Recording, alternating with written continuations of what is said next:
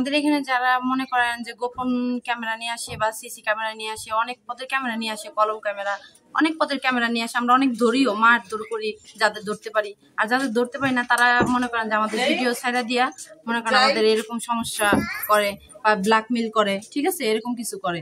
কিন্তু আমরা মনে করেন বাড়ি ঘরে যাইতে পারি না এই ভিডিওর কারণে। আগে যাও বাড়ি ঘরে যেতে পারতাম, কিন্তু এখন আমরা বাড়ি ঘরে যেতে পারি না।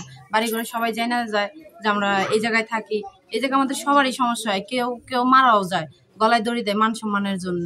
যে আমাদের এই জায়গাটা হয়তো আমরা 4 দেয়ালের মাঝখানে আমরা এই কাজটা করি, হয়তো কেউ বোঝে না, কিন্তু যারা ভিডিও করে ছাইড়া দেয় অল বাংলাদেশ আমাদেরকে দেখে, আমাদের খারাপ ভাবে, আমাদের ফ্যামিলি থেকে দেখে, তারাও খারাপ ভাবে, আমাদের বাড়ি ঘরে যাওয়া বন্ধ হয়ে যায়।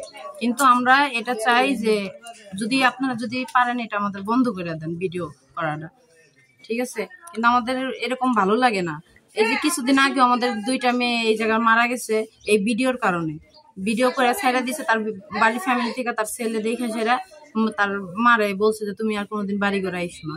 এই কথার কারণে সে গলায় দড়িতে মারা গেছে, ঠিক আছে। কিন্তু আমরা চাই না যে এরকমটা হোক। আর আমরা যাদের ধরি তাদের তো মারধর করি, কিন্তু আমরাও চাই না তাদের মারধর করতে। কিন্তু আপনারা ওরাই তো বোঝে না, না বুঝে যে ভিডিও করে আমাদের ভিডিওগুলো ভাইরাল করে দিছে, এগুলা কি ঠিক? তাহলে কি চাও, তোমার কি চাও?